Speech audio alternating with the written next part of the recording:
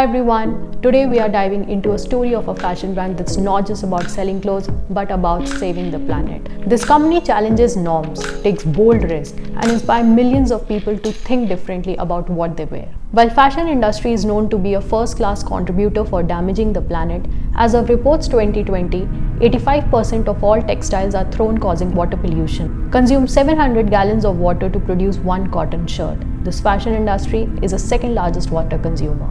Fashion production produces 10% of total global carbon emission. The production requires large amount of petroleum.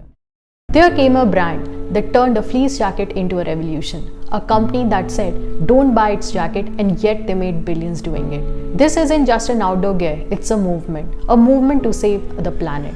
Well, I'm talking about Patagonia, the ultimate rebel in the world of business.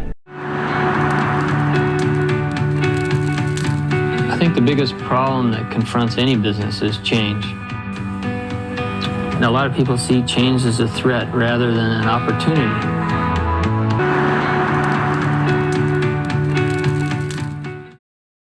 Patagonia, a company that prioritizes sustainability and environmental responsibility in this fashion industry, which is often criticized for its impact on the planet. Patagonia isn't just a billion-dollar brand. While others chase profit, they mastered the art of flipping the script. They did something really bold. When they got a $10 million tax cut, meaning they saved $10 million because the government reduced the amount of taxes they had to pay, they didn't celebrate. Instead, they called it a disaster for the planet because they believed that giving big companies such a large tax break was bad for society and the environment. So they gave it all away to the environmental groups. Patagonia said loud and clear, the planet comes before profit. Since 1985, Patagonia has pledged 1% of its sales to environmental causes, totaling over $140 million in donations. Over 35 years, Patagonia has supported over 1,500 environmental groups by donating 1% to the grassroots activist organizations. The company powers 100% of its US facilities with renewable energy sources. More than 70% of Patagonia's product line utilizes recycled materials, reflecting their commitment to reducing environmental impact. And the list goes on. But the question is, how did it all start? How a business can address both environmental and social issues while remaining profitable? How the products survive in such high cutthroat competition? And what are the key lessons to be learned from Patagonia's approach?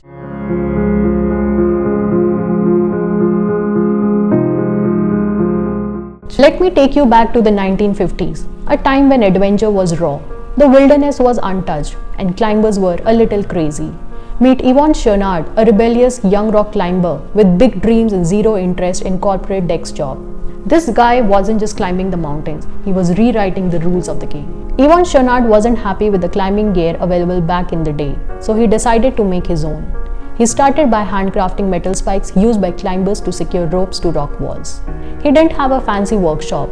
He worked out of the trunk of his old car or his parents' backyard. Even though he didn't have much equipment or space, he was determined to create a better gear for climbers. He soon realized that other climbers also needed better equipment, so he began selling his handmade pitons directly to them. He wasn't earning a lot of money from selling his pitons, but it didn't matter to him.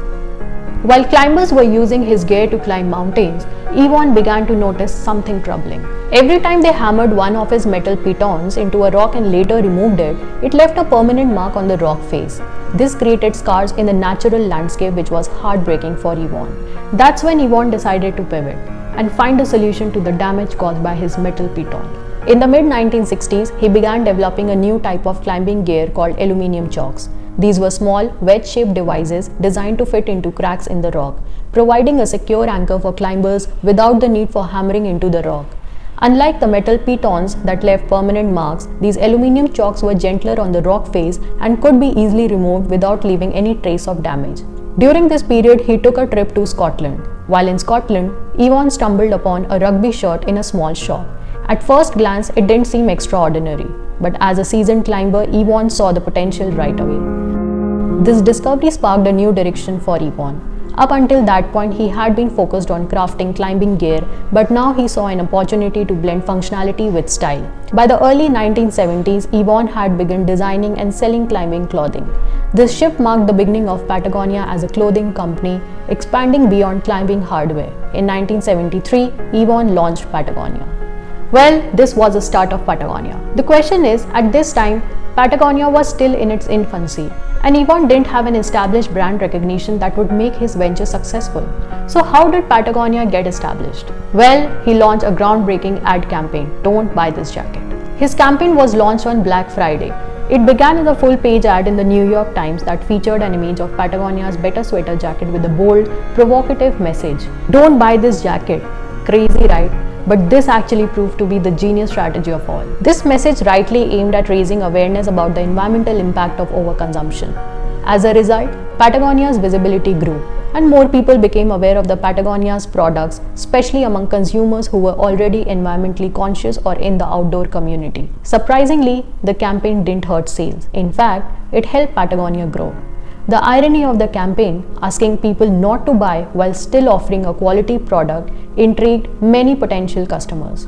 It generated a word of mouth that spread Patagonia's message to like-minded individuals. This campaign boosted Patagonia's sales and brand loyalty. Slowly, Patagonia started gaining a larger market share as more people began to appreciate Patagonia's brand values and quality-focused approach.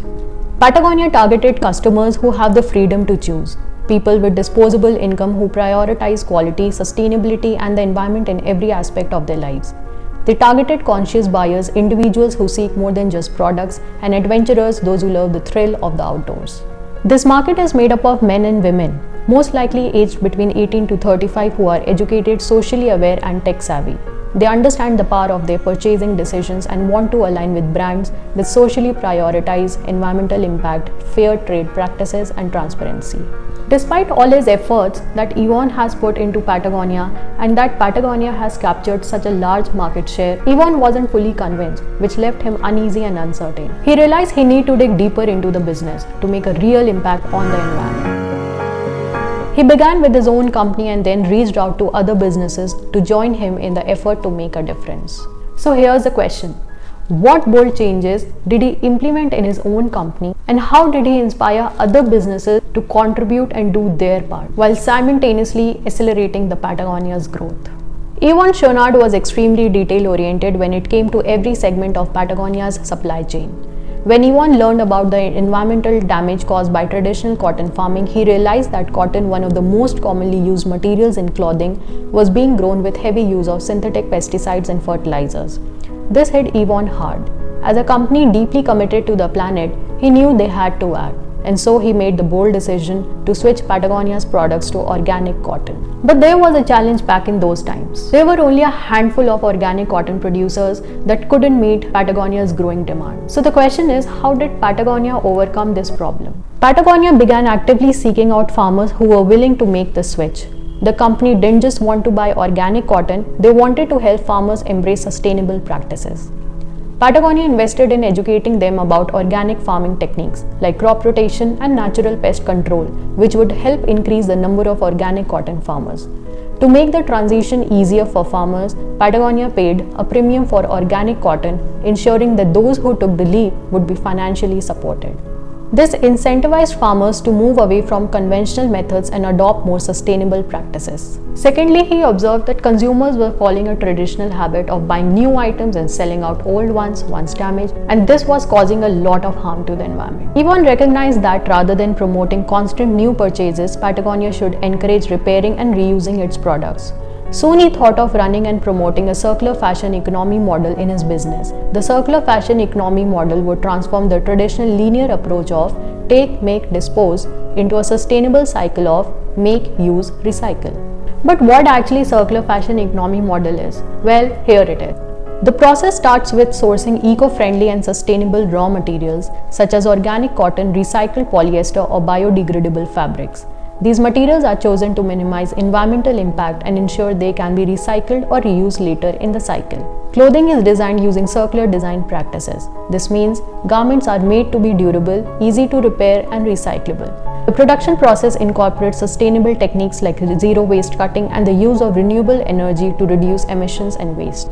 After production, the focus shifts to how consumers interact with the products. Instead of the traditional buy and discard approach, consumers are encouraged to rent clothing for special occasions, reuse items multiple times, repair damaged clothing to extend its life, redesign or upcycle old garments for new styles, and resell used items to new owners through second-hand markets. When clothing reaches the end of its life, it's recycled into raw materials that can be used to create new garments. This eliminates the need for virgin materials and closes the loop, feeding the system with recycled inputs. A key goal of this model is to phase out waste completely. By ensuring that materials are continuously cycled through the system, nothing is discarded into landfills, and the environmental footprint of the fashion is drastically reduced. And following this model, soon he launched the Worn Wear campaign, which was designed to encourage consumers to repair and reuse their existing Patagonia gear rather than purchasing new products. It was such a genius strategy that led to put positive impact both on environment and business, but also increased trust and brand loyalty among customers who valued sustainability. They expanded repair services to help customers extend the life of their gear. They gained significant media attention for challenging traditional business practices. Overall, it strengthened Patagonia's business model and its brand identity. He realized making changes only in his business wouldn't have much larger impact on the environment. Instead, he needed to talk to other businesses to do their part. He then teamed up with the Blue Ribbon Flies, a well-known fly fishing shop, to create the 1% for the Planet initiative. This program encourages businesses to donate 1% of their yearly sales to environmental organizations. The 1% for the Planet program attracted customers who wanted their purchases to help the environment. This led to word-of-mouth marketing, and Patagonia's reputation grew among people who cared about sustainability. All this led to crazy word of mouth, which played a crucial role in Patagonia's marketing success, allowing the company to spend only 5% of the revenue on traditional marketing. At the end, let's break down 3 powerful lessons from Patagonia that can transform the way we think about business, branding, and success. Number 1, show your audience that your brand stands for something. Align your channel, content, products with the mission that your viewers care about. People are drawn to creators and businesses with a purpose, especially when it's bigger than themselves. Here, Patagonia isn't just a company selling outdoor gear. It's a movement dedicated to saving the planet. The mission, "We are in the business to save our home planet," isn't just a tagline. It's woven into every product they create, every decision they make, and every message they send. Next, be bold and unapologetically authentic. Take bold stances that align with your values. Be authentic even if it feels risky. Here, Patagonia did something most companies would never dare to do. They told customers not to buy their products. In the famous "Don't Buy This Jacket" campaign, they highlighted the environmental impact of overconsumption, even if it meant fewer sales. It was risky, sure, but it actually paid off. Why? Because authenticity resonates. And finally, quality plus transparency is trust. Build trust with your audience by being transparent and delivering quality. Patagonia doesn't just sell jackets, they create lifetime companions. When the gear wears out, they'll repair it, not replace it. And here's the kicker, they're honest about the environmental footprint. And that's the story of Patagonia, where purpose meets profit, authenticity drives loyalty, and sustainability shapes the future. Thanks for watching, and remember, every story has lessons waiting to be discovered. See you in the next video. Subscribe so you don't miss out. Bye-bye.